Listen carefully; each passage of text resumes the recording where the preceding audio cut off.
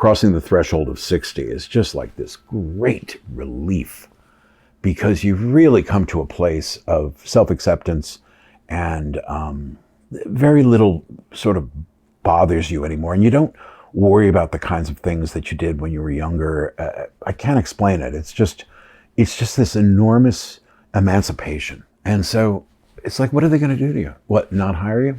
Don't. Where 5 years before it might have been, oh no, well, I don't want to rock the boat. Oh, fuck that. No, rock it. Filmmaker Magazine presents Back to One with Peter Rinaldi. Theodore Bouloukos is an actor. This is his return to the podcast. His first episode was number 14. I sat down with him at his home in New York City to talk about the work. Teddy, it's been 7 years almost since I sat down with you with a microphone. Has it? Do you believe that? Well, I mean, the pandemic robbed us of 3, right? Yeah. So technically, it's only been 4. 7? Yeah, right. I get. But well, it's been 7. The way you said it, yeah. Yeah, okay. I mean, I think that's the amount of time one needs to have his driver's license absolved of all speeding tickets and things like that. Right. It's also when I have a very clean license these days, but there was a time when I was quite a leadfoot and had numerous, traffic infractions. Yeah. So, that was certainly something I looked forward to. The 7-year mark. And 7 years is also when a certain itch forms. So a 7-year itch, if you will. Right. Right. It's also the amount of time one needs for his lungs to be restored after quitting smoking, which, as you can see, I refuse to abide by. So we haven't started those 7 years. No, that yet. 7's still coming. Yeah, that's in the offing, I think. I don't know. So what has happened? What's happened since then? in these 7 years is that I'm not saying we're the best of friends, but we've become friends. Yes, we have. And I relish that. Okay. Oh, thank you. Yeah. As do I. And you talked about some things that came to fruition in that first episode.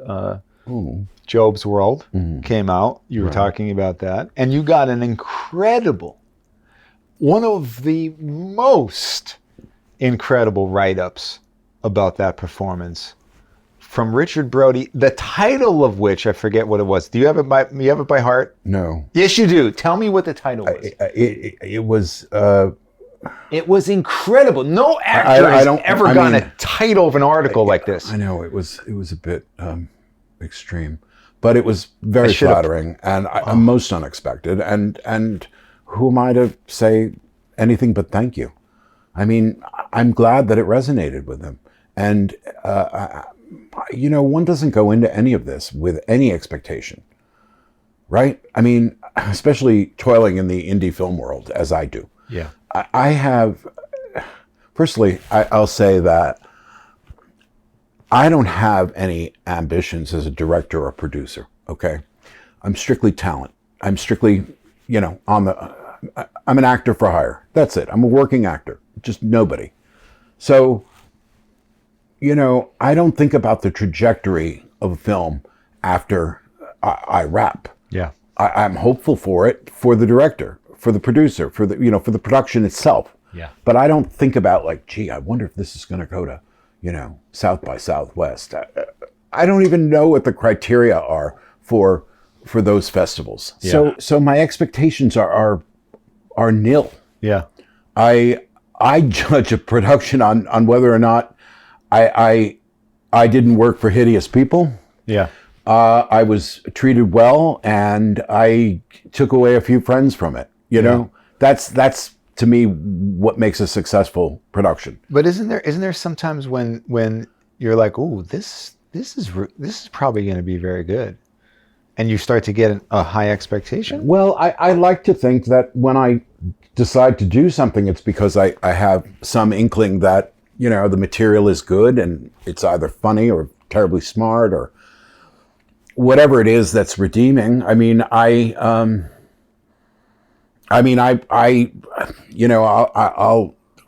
audition. I won't even audition. I'll submit for things, and then I'll get sides and I'll read them and I'll think, no, these are, I can't do this film. I mean, the writing is just simply too stupid. Yeah. And I'm not, which tells me the team is not terrifically smart, and therefore I'm just not going to enjoy an experience like this. Yeah. Decline. Thank you, but no thank you. Yeah. You know, and I think if anything, I'm in a position now where at my age, I say position by virtue of age, when one is a older actor, the roles that attract me are fewer and farther between, right? I'm not playing the landlord. I'm not playing somebody's father. I'm not playing, now. You're saying you don't want to play. Well, I will if there's some complexity to them. Yeah. If the landlord's like a total, like a heroin addict. Or deviant or something. Oh, yeah. I love You were saying that last time. A transgression is essential. Okay? They must be transgressive in some way. They must be subversive. Because otherwise there's nothing interesting, about the neighbor who says, hey, Joe, those hedges look pretty sharp. What about quiet desperation? What, leading lives of quiet desperation? Yeah. Well, yeah, but there is something. Yeah, but that's all repressed turmoil. Of course, that's fertile ground. Okay. For a. But I'm saying sometimes it's not apparent. You know what I mean? No. Like transgression. But that's in the performance, though. Right. How that's portrayed. Right. There's some meat on those bones. I mean, no, that's perfectly fine. I'm talking about stock characters that when you get to like past 50.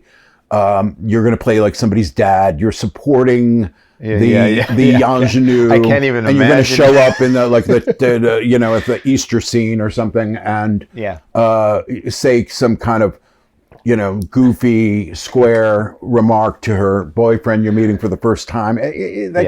Very sort of stereotypical kinds of parts that are thrown to actors whom they need to embody, but you could go to the shopping mall and pull that guy, out of J.C. Penney and stick him in the movie and ask him to spit these lines, and it would be as plausible, right? Yeah. Those are not Might interesting. Take a few takes, but you'll get it. It'll be fine. Right. There's only there are only certain ways to say pass the gravy. Right?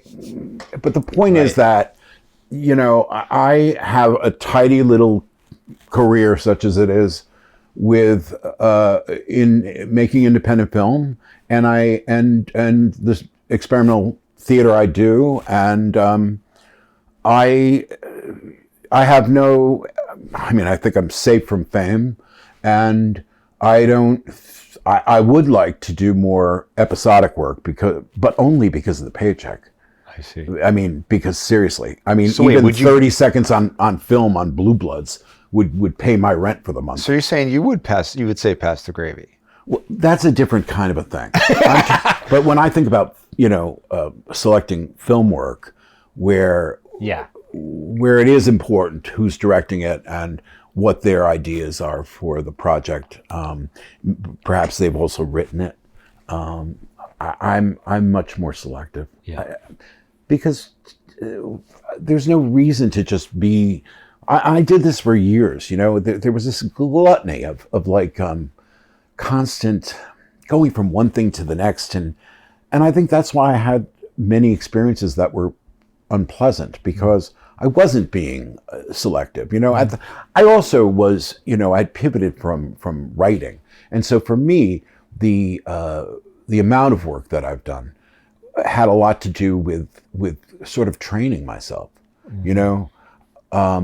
Many actors get to a film set for the first time and they're really not comfortable around a camera and they're too conscious of it. Yeah. They also make the mistake that the license and the freedom that one has doing stage work can be posed to the realm of the film, and of course there's no cognizance of the editor, right? So they don't recognize that that if they made the choice to, I don't know, say pick up an apple on the third word or whatever of their second line, they need to stick to it, or they're not gonna have any coverage in the film. You know, they're gonna have to constantly.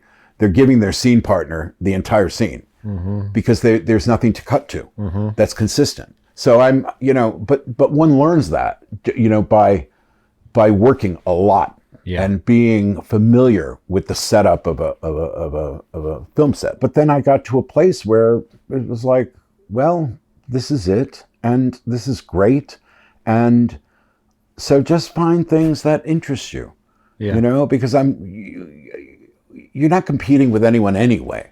Yeah. You know, much less when you get a little older, and I don't even know who other older actors are. I mean, I don't follow anything. I didn't know who the Chris Pine Hemsworth, somebody had asked me. I didn't know who. Can't keep track of the Chris's? I have no idea this younger crop of actors. I didn't know who Florence Pugh was. I don't pay attention to this shit. Do you know what I mean? I don't care about these people. Yeah. They're just people who could potentially be on a call sheet. Yeah. That's it. Yeah. I don't live in that world. I love the craft of acting. Yeah. And I love making a film, but I don't fancy myself, you know, as part of some community of actors, except for, you know, when I have to pay these union dues. Well, wait now though, because sometimes when you're on something and you enjoy yourself, like Michael's films, and you enjoy people like Keith. Absolutely. No. Keith Paulson. And you know, I mean, I'm just saying, then you know these people, and then you start to become that's friends a little, that's perhaps I should have clarified. I meant that I don't pay attention really to the broader world of entertainment and who's who. Yes. Yes, I care very dearly about those people, the aforementioned Mike and Keith, and people with whom I've built, you know, both a collegial friendship and working relationship with. You know, that's a different kind of thing. Yes, I care very much. Alex Ross Perry and I are supposed to do another Ghost thing. I did a couple of, this is some Swedish heavy metal band. I don't know how I sort of became the spokesperson for them, but I'm not, you know, complaining. But anyway, you know, I value those relationships. Absolutely. They're meaningful to me. Yeah. You know, working with people like Hunter and Sean on camera. I mean, absolutely. Those are almost sacrosanct. But I guess I mean, like, if you were in a movie with Florence Pugh, I mean, you would, and you enjoyed it, then suddenly you would know her and you would love her. Absolutely, absolutely. But I don't follow the goings on. Is it Pugh or Pooh? I have no idea. I have no idea, and I wish her well. You know, I mean, seriously, but I just don't pay attention. I'm much more ensconced in the book world. Yeah, and following writers. What about art world? Are you still in the art world? Very much the art world. Yeah. Yes, absolutely. Yeah. So you keep track of that. I mean, you keep track of the trends. Trends. Those are the things that matter to me. Yeah, really. I don't care about movie stars. Yeah, you know, and I never aspired to any of that. I never thought like, okay, I'll do 5 years in New York and then I got to head to LA. I'm not an LA actor. Where would you put me? You know, I mean, seriously. And it's not to say I wouldn't do like Superman 9, you know, because who turns down a paycheck? Yeah. You know, but I'm not, I never actively sought those things. No. And I quite like the sphere of independent film in New York. I really enjoy the people who inhabit it. Yeah. It's a great group of people, and there are new faces all the time. I'm getting set to shoot a film this weekend and next week for a young director who's written this incredibly surreal, farcical script about a man obsessed with his own distinction. I mean, and I'm not even doing it justice in describing it like that. And I feel very lucky to do that. It's great. People know you, so you must be just getting offers on things, right? No one has you read things, do they? Oh, I read for things. Yeah, sure I do. But I do get quite a bit of things directly. Mm-hmm. Yeah. Because you've made a name for yourself in this indie world. Well, to the extent that I have, I don't know. But I mean, people seem familiar with me. I mean, damn it, there's a documentary that I saw Oh, God. called Front, a Stage and Back. Is that what it's called? Well, that occurred because I'd made this sort of meditation on horror called Bag Boy Lover Boy, which went to Fantasia and quite a few other festivals, and for my very, very dear friend Andres Torres, and the editor of that film, Charlie Williams, whom I didn't really know until the wrap party. I hadn't met him. When we were when Severin was issuing the film on Blu-ray, they asked us to do one of those Commentaries? Yeah, like record the commentary as you watch the film kind of thing. And afterward, they proposed doing a documentary about me, and I said, "Why?" I'm like, did you really say why? Yeah, no, why? I'm nobody. I mean, seriously, Peter. I why? I'm not. I don't. It's not like anybody is captivated and wondering like, what does he do in the off time? So I thought. Well, they thought, it would be like a good kind of a bird's eye view of what it's like to be a working actor in New York. And I thought, okay. And then we spent, must have been 2 years shadowing me. And he even shadowed you at your first Back to One interview. Yes, he did. He was present for that. He was present for, well, look, if I was going to do it, I was going to do it. You know what I mean? I opened the door to my life for him. So you really did. All access? All access. I give all access to all the parts I do. I mean, I've, taken my clothes off. I've been, yeah, I guess it's not saying much to say all access. But I don't believe you can be an actor and not go there. Mm-hmm. Do you understand? Like there can't be limitations. There's no, like, this is my good side. No, you have to be willing to be vulnerable completely. You've got to just submit. Okay. You're not dictating the terms here. Yeah. You're either inhabiting the part full on or you're not. Yeah. And there's no point in pretending otherwise. Yeah. And I just, it's not like I have no vanity. It's just that I recognize the responsibility to the character, and therefore you can't say, well, I'd really prefer if if you didn't shoot my bare ass. Well, no, actually, sometimes your bare ass is really needed for that. Yeah. I mean, I did a film in New Haven, a feature, and they were talking about him sort of, brushing his teeth or dressing or something like that. And I said, well, a lot of people who, I think I said this, I'm trying to remember like why I defended showing my ass. I thought, no, actually, I don't think he'd be wearing anything, to just cut to the chase. And I think they thought, oh, are you willing to? And I thought, yeah, well, why wouldn't I?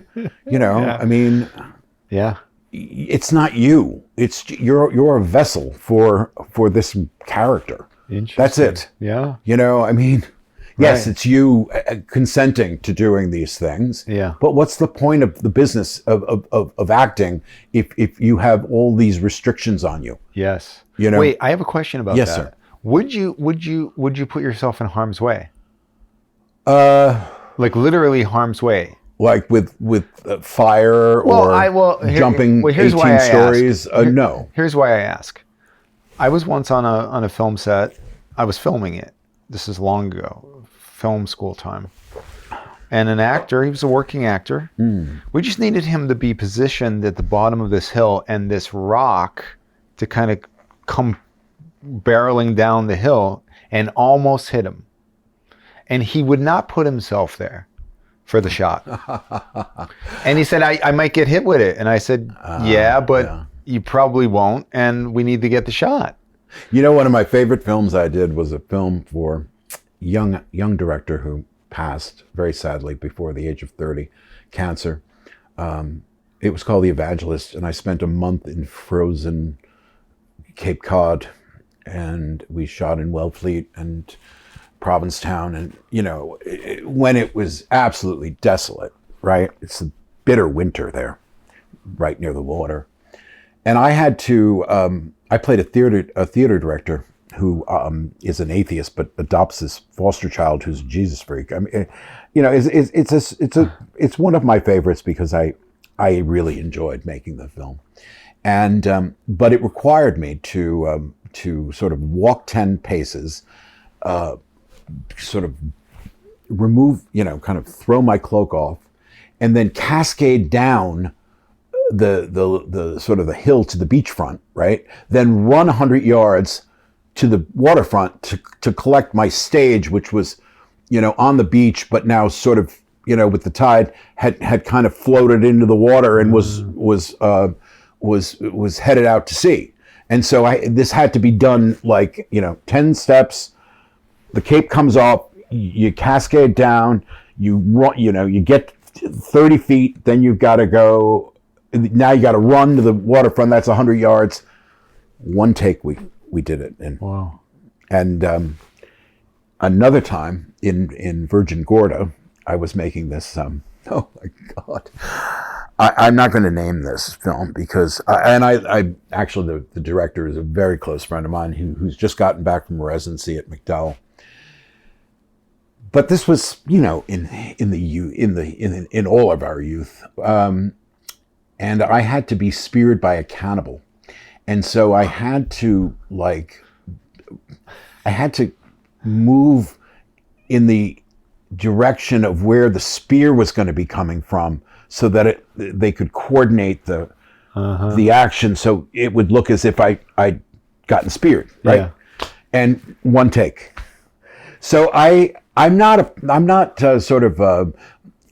opposed to potentially dangerous things, not dangerous, but trickier things. But I wouldn't say, don a suit and walk through fire. Yeah. Unless I knew that there were like fire safety people demonstrating at first, and you know what I mean. I wouldn't work with exotic animals without trainers there. I wouldn't do anything dumb like that. Yeah. So.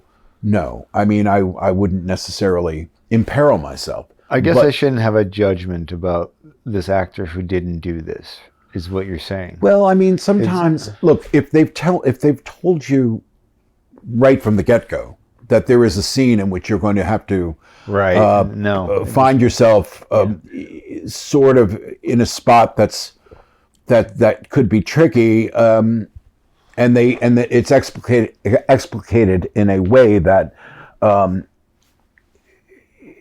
demonstrates their concern for your safety foremost. That's one thing.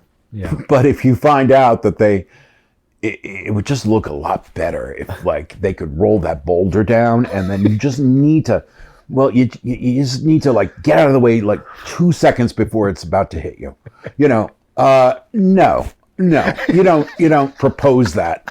Like day of, that's irresponsible, and therefore I know it's not going to be handled correctly. Yeah. And then how many takes are we going to do of that before I have to suddenly go into my Sisyphean mode and try and But wait, going back to this, because you started talking about when I mentioned the documentary, you started talking about it almost as a character, it meaning you. And it made me think, did you actually spend these 2 years when the camera was around almost thinking of yourself as a character?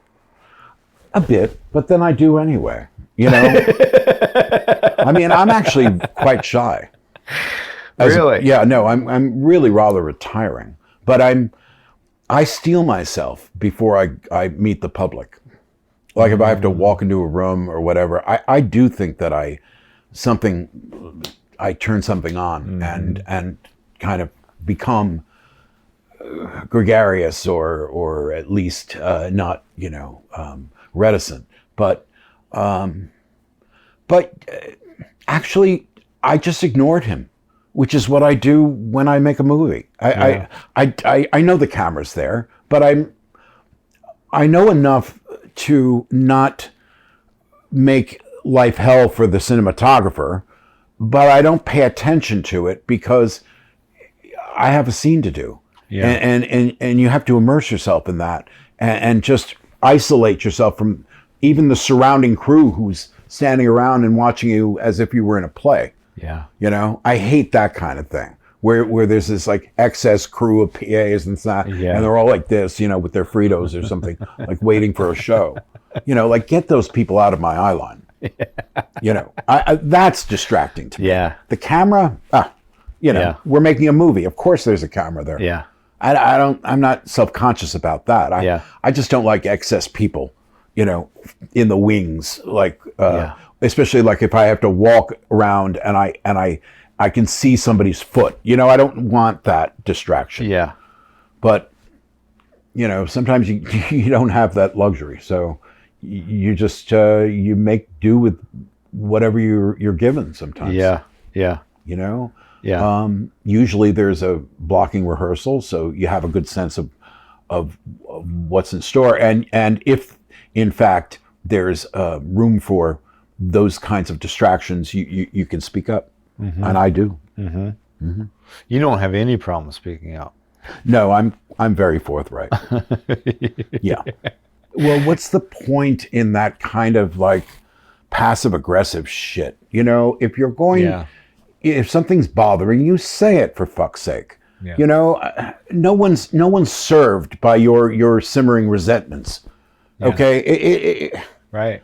Just you don't have to be scolding. Just say, well, I'm not so sure about this, and here's why. Hello, you know, it's a simple conversation. Yeah. Were you always like that, or is this just an age thing? A bit of both. Yeah. But I think I've always been pretty candid, but as I've gotten older, I give less a shit. Yeah. That comes with it. I guess. It really does. Jodie Foster was talking about this, how you know, crossing the threshold of 60 is just like this great relief, because you really come to a place of self-acceptance and just very little sort of bothers you anymore, and you don't worry about the kinds of things that you did when you were younger. I can't explain it. It's just this enormous emancipation. Yeah. And so it's like, what are they going to do to you? What, not hire you? Don't. You know, where 5 years before it might have been, oh no, well, you know, I don't want to rock the boat. Oh, fuck that. Yeah. No, rock it if it needs to be. Right. If it doesn't, don't look to be incendiary. Right. Another thing that was nice that happened in these 7 years is that we got to act in a scene together in somebody's movie, didn't we? Yes, we did. You're glowing now, and I don't know if you're just a good actor or if this is real. I mean, you really are glowing. Peter, I think I you know, full disclosure here, okay? Prior to the taping, I described the film to you as if it were something you hadn't heard of. Yes. Okay, yes. And so it is not glowing. It is my chagrin. Okay, it is my complete, absolute, sheer embarrassment for having forgotten that you were in the scene with me. And announcing it as if it were, you know, one of my forthcoming projects. Oh, you mean the one I did with you? Yeah. Oh, yeah, right. That one. Oh my God. But this is a great compliment to me as a person who clearly disappeared in my. I disappeared in my character. Oh, you did so successfully. So successfully, I had to be reminded who the actor was. Oh, that's Peter Rinaldi. Yeah. Of course it is. Yeah. Oh, goodness. Yeah. I mean, this was... Now, apologies. Oh, come on.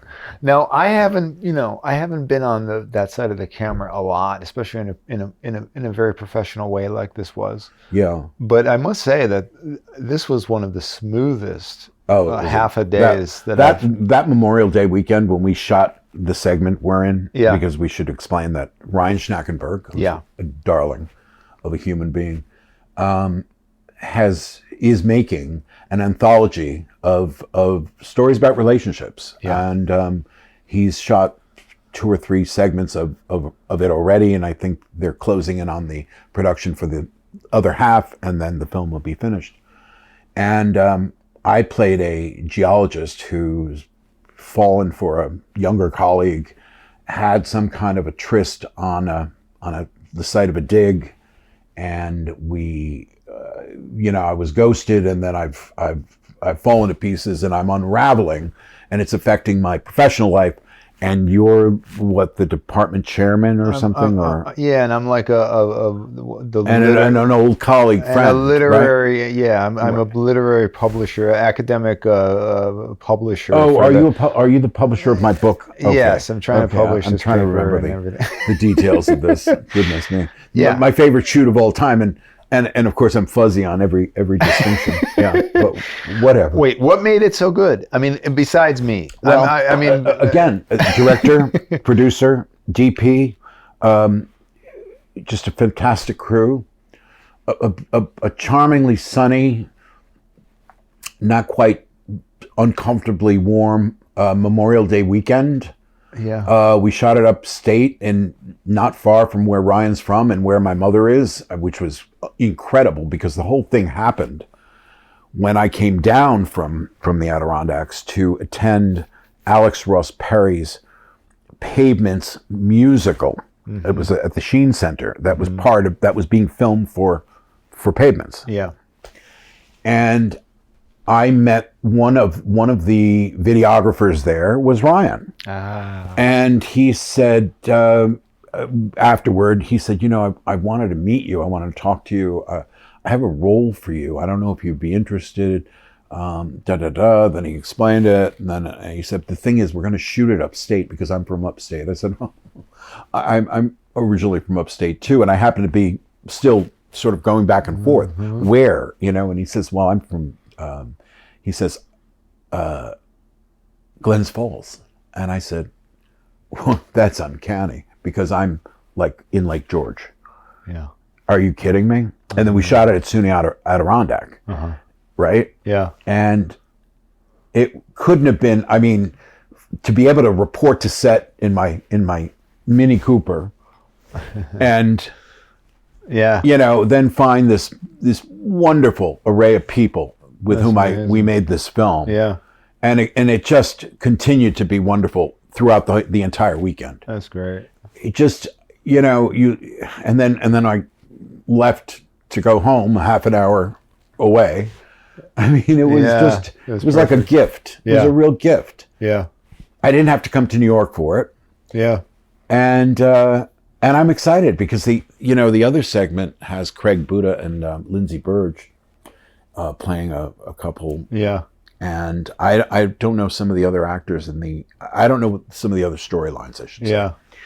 But I'm excited for that film. Yeah. It's rare to see sort of anthologies anyway. Exactly. And so I think it's going to be interesting. Yeah, that's great. Usually, I get wind of movies that you're in because I'm a fan and a friend, but seemingly out of nowhere, I suddenly hear about this baseball movie at New York Film Festival and. So you didn't know much about it before? No, I didn't know it was at Cannes, and I didn't know, and I certainly did not know you were in it. Yeah. What's brilliant about Eephus is that it's not, the game is the central, is really the central character, and all of us are part of this diorama, right? Yeah. And what's interesting, I think, is that the film captures all of the interstitial moments that are occurring during the game. Yeah. Because not everybody's on necessarily At bat. or right, or they're waiting to go to bat, or they're not going to, unless we get particularly lucky in that inning, they may not get to bat, whatever. But they're in the dugout and they're having the banter that happens in the dugout. Or my character, he's in left field, literally. And he's, there's not a lot of action out there. Yeah. And so, he's kind of mumbling to himself or singing a song. I think I was singing Monster Mash, but they couldn't get the rights to it. So I end up singing some sort of gurgled variation of it. And but that's exactly what happens in sports. Yeah. Is that, while you're waiting for the ball to come back downfield again, you're kind of watching and everything, but you're also sort of self-entertaining. Right. Your mind's wandering. So all those tiny little idiosyncratic distractions and and moments of sort of personal investment in the moment are captured so tellingly, and It's you know, really it's just an beautiful. absolutely charming film. Yeah. And I knew that when I read it, and I experienced it when I made it. It was a wonderful, wonderful experience. We were there a month in Douglas, Mass. Wow. In this, you know, I mean, it's fabulous having one location, number Yeah. one, right? You know, you always know where you're going. And, Wow. you know, we weren't all on the field at the same time, even in terms of the shoot. You know, there may have been a segment where they were focusing on the blue team in the dugout, what have you. So you know, there is some downtime, but it was filled with the most wonderful cast of people.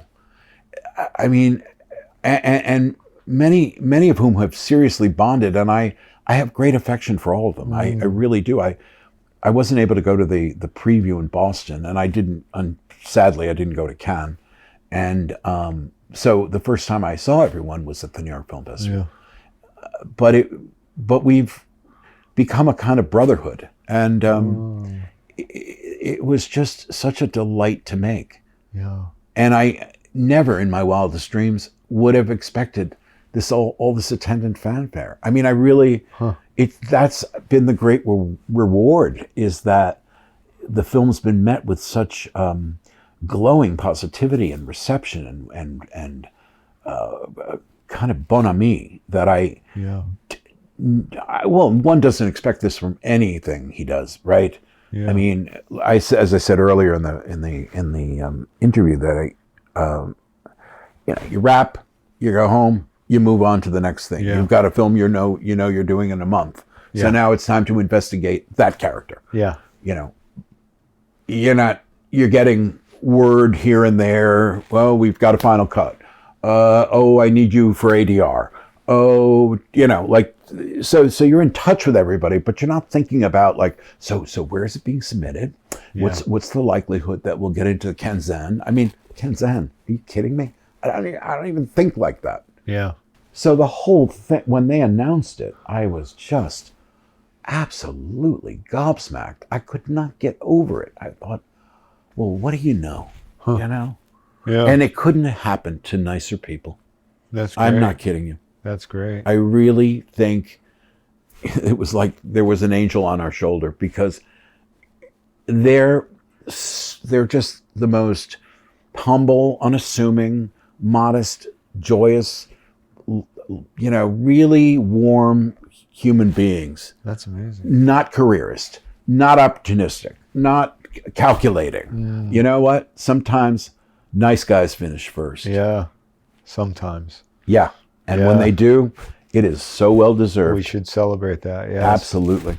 So you were there all month because of just the nature of the actual film, right? Because even if you don't have a scene, you're still either on the field where somebody else has a scene, so you'd be in the background. Is that why? I mean, or is there just some other reason why they didn't know what they were going to film in certain days? I mean, we shot in sequence, actually, because that's what's interesting, right? Because the game. Why not, right? Yeah, because that makes sense for the film. Yeah. But we were in a remote, I think, part of Worcester County, outside of Boston, on the border of Rhode Island. So where could, you know, it wasn't as if one could commute. It wasn't, no, I mean, and you need to be, you're a team, you're on a team, but you're a collective team. So you need to be all in and present. You know, I don't think it would work to, no, and to do it piecemeal or whatever. Yeah, no. We were all there, and it was wonderful, because that also served to engender the fraternity that was evident on the field, and you know, ultimately in the film. Yeah. Right. And so that kind of immersive location experience really fed into the genuine affection that's so pervasive in the film, you know, and people did get to kind of know one another and have that kind of jocular exchange, and it was just a really special experience. That's amazing. Yeah, You shared a room with Keith Paulson. I did. And so I wrote a play about that. You did. I'm joking. But what Bastard. is there any I have material for a play in that? Oh, Beyond Couple? No. Because by the time we got home, and after a day, we did our respective, housekeeping with our lives at home, and yeah, absolutely. I mean, and when he left, he wrote me a little note and said, "I gave Carson the keys. Whatever, it's framed and it's in my bathroom." Really? Yeah. Because why is Just as a kind of a token of sentiment. There's nothing special about it. It was just one of the. It was a sounds takeaway boring. from. Can't you make up something that happened there? I mean, come on. No, I mean, you two? by the time, I mean, one of us might get home earlier than the other. He would have his dinner. He would watch a film. He'd be on the phone, or I'm falling asleep in that sentence. You're telling me that there is nothing in a month that you guys, we had some freewheeling actors. We had nice conversations. We talk about the day's shoot. This is getting worse. I'm asking you to make something up. I don't have anything to offer you. That I don't know if you're looking for something salacious. Good Christ, no. We were You didn't friends. attract attention of the town for a month. We were in a lake house. Oh my God, it was halcyon. Are you kidding me? We were in a neighborhood surrounding a lake with I mean, maybe the next door neighbor saw me outside having a morning coffee with a cigarette. Yeah. But no one bothered us. Nobody. Wow. No, for all intents and purposes, we were just residents in a neighborhood of other unknown neighbors. Yeah.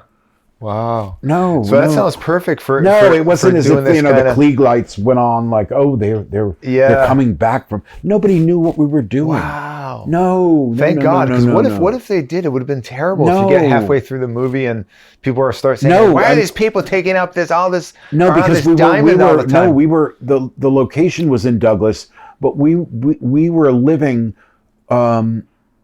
in the housing they provided was at least 5 miles away from set. So no one had any idea who we were. Yeah. And there was nobody around even to kind of spy on us. Yeah. I mean, it would be 6 o'clock in the evening, 7 o'clock in the evening. I'd, drive back. The neighborhood was empty of residents. They were presumably having their dinner. And it was October, so the sun was starting to come down a little earlier, right? Yeah. Go down a little earlier. And I don't know. It was completely benign to the point of nothing. That's amazing. Yeah, I don't know what you were expecting, Peter, but I don't know. I like to live vicariously through actors and often some location. If we were, in this, if we had been, first of all, the field itself was didn't even really attract neighbors wondering, because they thought they saw men dressed in baseball uniforms. I assume they thought we were playing a game, or that's so true. You know what I mean? But we didn't really have too many onlookers. There's nothing as I recall. more normal than a bunch of men. But you had to drive into the field. You know what I mean? Yeah. And so it wasn't like on the main. It was on the main drag in terms of the outfield had the sort of perimeters of the backboard. But sounds like it's a perfect location. But it was perfect location because it was completely innocuous in terms of our interaction with the town. I mean, they might have known that it was happening, but we did not attract hordes of people, if that's what you're asking. Yeah. Such that when we left, we were, like signing autographs and, fighting our way back to the car. No, it was like we'd reported to work and we were going home. in an office park. You know what I mean? You know what would be great? What would be Because great? this film is already a success, or at least a favorite of a lot of people. There should be some kind of What, animated Eephus- version? Eephus celebrity charity ball game. Well, now that is the aegis of the Eephus team. So if you want to propose that, Yeah, I mean, have at it. right. But Would you do that? Do you I would do anything for it. Wait. Of course I would. going into this one scale 1 to 10? How much did you care about baseball? I'm not. My mother is a rabid fan. I am. You know, I watch the World Series. You do. Yeah, I'll watch. I like. I'm not really in it weekly for anything. Yeah, I'm a kind of a spectacle person. yeah. You know, I'm Yeah. not following like the Australian Open, but I am. You know, and doing the. You know, I really like watching tennis. You know, Yeah. but I don't miss Wimbledon. Yeah. You know, the U.S. Open actually less so. Huh. There's something about the tradition of Wimbledon that I love, I see. and that first captivated me about the sport because I just adore tennis. But yeah, no, I mean, I knew the rules and I knew I had played as a kid, but I didn't really. No, I was not a baseball fanatic Yeah. That's like by me. any stretch. And but you know, part of my preparation was sort of watching the game. Interesting. And yeah. though I recognize this is, you know, I mean, the MLB just 2 days ago has cut like something like 42 minor league teams. Oh, really? Oh yeah, no, it's crazy. What they've done to modernize or make the game faster and more interesting, because we live in an age where people have like no attention span. Yeah. And, you know, and that's the beauty of Eephus, is that it really captures the romance of the sport. Exactly. For those who really love it. My mother Yes. insists that the best way to listen to a baseball game is on radio. Yeah. I'm with her. You know, and Yeah. Just having it on, doing Well, something else that's not necessarily, you know. because the pace is slow, Yeah. because there isn't a lot happening, Yeah. you know, between batters. You know, I mean, it can be somebody could, you know, strike out. Maybe it's a base hit, but then he doesn't make it to first base. You know, I mean, like Yeah. it's there's not a lot. It's not quite like football is. you know? Exactly. If So- you're listening, you could just imagine, and it would Yes, be you can. almost exactly what's happening. Well, you can see it because Yeah. it's happening in real time, and it's but it isn't nonstop. You know, it's not highlight. Right. Right. Exactly. So that's always been part of its, if you will, allure. You know Yeah. what I mean? Yeah. Its appeal is that it has this kind of languid pace. Yeah. You know, and I think you see that in Eephus. Exactly. You know, and that's where the moments are rife for moving in on these players and listening to what they Yeah. talk about in, Yeah. you know, waiting around. Yes. And, And I love the aspect of this, the family that's there, the one family. Yeah. I just love that touch. Right. You know, it's almost like touching to me. It's sweet. It really is sweet. But Yeah. it's just such a special. I mean, it feels like, you know, that it's a real life thing. I mean, that's why so many people. I just hope this gets around. I don't know how wide the release is, but eventually, when it's on streaming, it's going to. I predict it's going to be a huge deal, because that's when I want people in Middle America to see this thing. You know, I would too. Yeah, And because it's I think I also love the fact that it's sort of it's really cinematic, and it's the kind of film one doesn't often see in the theaters anymore. You know, Yeah. You can bring a high school classmate of mine asked if he could bring his almost 13-year-old son. I said, yeah, there's some of the language is a little, you know, there's a curse word here and there. Sure. What do you expect from grown men, right? Yeah. You know, some of the humor might be a little ribald, but it's not, it's nothing, I'm sure, I said this to him, that he hasn't heard in school already. Yeah. Right. And it's quite wholesome on in the main, don't you Exactly. think? Of I course. mean, that I wouldn't rob him of that experience. right. Especially That's if he's a kid who is sort of a, baseball is his life. Yeah. He knows grown-ups curse. Yeah. I mean, it's a kind of a return to a sort of old-fashioned filmmaking. Exactly. That I think Omnis Films sort of specializes in. The Ham on Rye sort of captured adolescence really well. I haven't seen Christmas at Miller's Point No, yet, I haven't either. Yeah. but I like their sensibility. Yeah. And it's kind of interesting to see younger filmmakers who share that and Yes. and are committed to a certain kind of film. Yes. And they remind me really of the kind of filmmaking that we saw during the studio system. Yeah. I mean, we're indie by virtue of budget, Yeah. but not in any way ethos. Yes. So I don't want this to happen, but let's just assume Oh, that we do not sit down again with mics for another 7 years. Where do you want to be then when we sit down, and what do you want to have had talked to? Is that the proper English?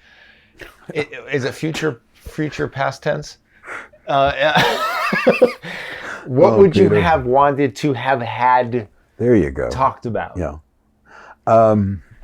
The sort of unorthodox nature of making film vis-a-vis, office life or something like that is creative, right? It's a creative process. So, and it isn't hierarchical in the sense of it's only hierarchical, if you will, in terms of like who the leads are, who the supporting characters are, who the extras are, who the day players are, that sort of thing. But I mean, when you're working with a day player or you have extras in the scene, they're your colleagues. So it's not, well, I'm the lead. I don't have any of that kind of, I don't have any patience for that kind of bullshit. So I don't think about getting older except in terms of what's available in terms of roles. I mean, I expect them to be fewer, but I hope they'll be as meaty. And I hope that if we are granted, God willing, yes, I'm spiritual, not religious, I will have made more of what I'm doing now. That's it. I mean, I'm very much a true Capricorn, I am not pie in the sky. I am a goat, not the current. You're the goat. I mean, good Lord. I said to somebody, I don't know about that. I'm just a star. And I didn't realize I'd said that. I didn't mean it like that. Yeah. And I don't mean it like what they mean when they say goat now. I mean, like I'm, the Capricorn goat. Like I got four on the floor. Yep. You know what I mean? I'm very, very, very pragmatic. Yeah. So I don't have any expectations about where a film's trajectory will find it. All I want is on my mind right now is that I deliver a performance that's worth them having hired me on this next project. And then we'll worry about the next thing. But I don't think farther than that or further. Further because time. Farther is distance. That's the distinction. Theodore? Yes, sir. Bouloukos? Yes, sir. Thank you. Oh, Peter, thanks much. awfully. Back to One is a production of Filmmaker Magazine, which is a publication of The Gotham. Listen to back episodes of this podcast at filmmakermagazine.com or wherever you get your podcasts.